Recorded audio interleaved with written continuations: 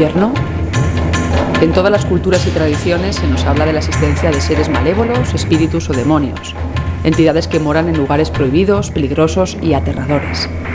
El infierno, el lugar tenebroso por excelencia, es el reino de lo inferior, del castigo, el dolor, el fuego y el pecado. Pero, ¿qué es el infierno?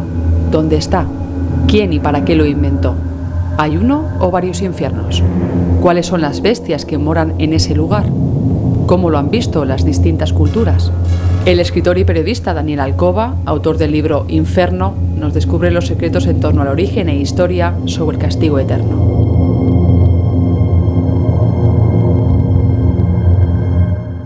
Bien, pues del infierno les vamos a hablar a todos ustedes, de aquel lugar mágico, sagrado, oculto, peligroso, donde las almas que se han portado mal en cualquier religión van a parar. Aquel infierno que nos hablaba Plutón en Hades o Perséfone, a sabiendas de si podría llegar ese momento difícil para él o para el resto de la humanidad. Un momento que hoy contemplamos en cualquier religión, allende de los mares y en cualquier latitud. Pero nos hemos preguntado, ¿verdaderamente el infierno existe como tal, como nos lo han dibujado? Tenemos con nosotros al autor de este libro, Inferno, de Daniel Alcoba, que llega desde Argentina para hablarnos de este infierno suyo. Daniel, muy buenas noches. Buenas noches. Bienvenido, Daniel. Felicidades por tu obra. Fantástica obra, pero la pregunta está clara. ¿Verdaderamente el infierno qué es? Bueno, el infierno es una de las primeras construcciones imaginarias y podríamos decir de las primeras devociones de la humanidad.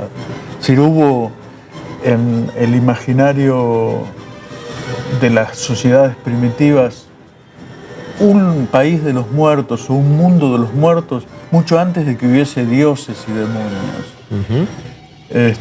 ¿Estamos haciendo poesía, Daniel, o verdaderamente el infierno existe y acabaremos con nuestras almas ahí, si somos malos?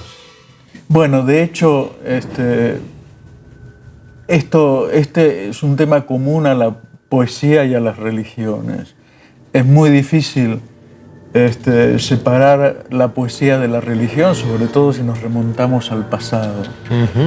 De hecho, las culturas más primitivas, más antiguas, las civilizaciones más remotas, han tenido un mundo de los muertos. E incluso antes de que hubiese escritura, mucho antes de que hubiese escritura, según nos demuestran los restos arqueológicos, los yacimientos arqueológicos, se enterraba a los muertos en urnas, en posición fetal, porque se suponía que iban a renacer en otro mundo, en otra vida. Se los pintaba con ocre rojo. Pero, etc. Daniel, tú que has estudiado muchas culturas, otras religiones, ¿hay infierno en todas las religiones o solamente en la cristiana, en la católica y en alguna más que lleguemos a conocer? Bueno, en realidad yo diría que hay infierno en todas, pero esto hay que matizarlo. Porque para muchas religiones el infierno es esta vida. Claro. De hecho, decir, para las grandes religiones orientales, toda forma de vida es un castigo, es una forma de sufrimiento. Y en realidad, es decir, no hay otra salvación ni redención que la disolución en el gran todo, la disolución en el nirvana, por ejemplo, ¿no? Las grandes religiones orientales, en el budismo, etc. De modo que sí, absolutamente todas las religiones tienen respuesta a esta pregunta. Yo diría que la moral es una hermana gemela de la muerte, igual que las religiones, y el infierno es la muerte común de la humanidad. Daniel, ¿eso significa que en todos los panteones, de alguna manera, existen dioses infernales también, ángeles caídos, ángeles y demonios?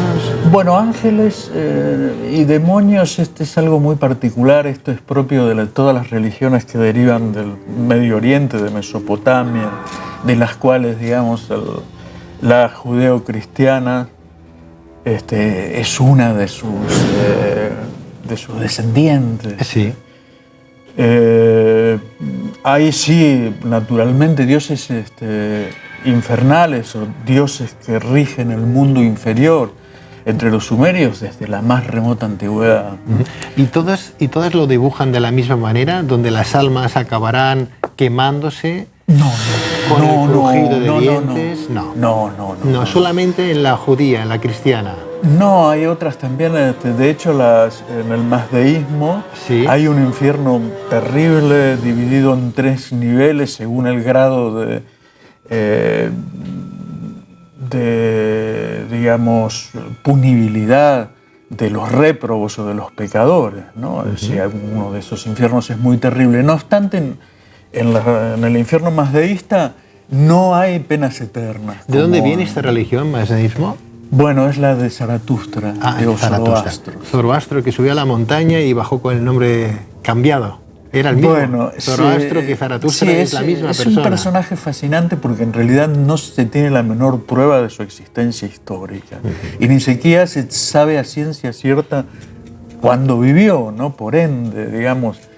No obstante, ha dejado una obra impresionante. ¿Escrita en qué lengua? Bueno, son los, digamos, proto-parsis, ¿no?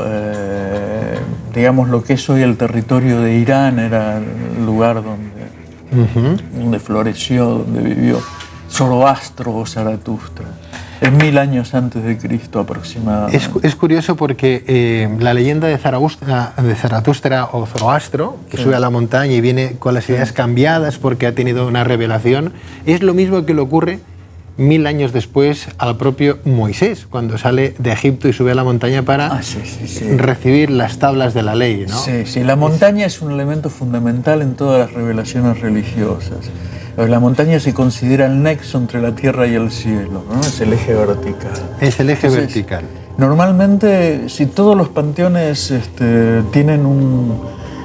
dividen entre los dioses de las alturas y los dioses de las profundidades, los dioses del subsuelo, y nosotros que estamos en el mundo intermedio, digamos. Vamos a recomendar este libro de Daniel Alcoba, Inferno, origen e historia del miedo al castigo eterno. Siempre recordando que el infierno no hace falta dibujarlo muy lejano, el infierno a veces lo tenemos más cerca de nuestras propias vivencias, porque según cómo actuemos, ese infierno lo tenemos más cerca, porque así es lo que vamos a recibir, la ley del karma, la causa y el efecto, ¿no, Daniel? Sí, incluso yo sostengo que el infierno tiene 3 proyecciones y una de ellas está en nosotros mismos. ¿La otra? La otra es, digamos, el infierno común, la muerte común de la humanidad, que es objeto de las religiones. ¿Sí? Y la tercera es el infierno en la historia, es la muerte en la historia, la muerte administrada masivamente, la muerte en masa. En masa. Daniel Alcoba, que tarde en llegar esa muerte en masa. Muchísimas gracias y felicidades de nuevo por tu obra. Y gracias a vosotros por vuestro interés.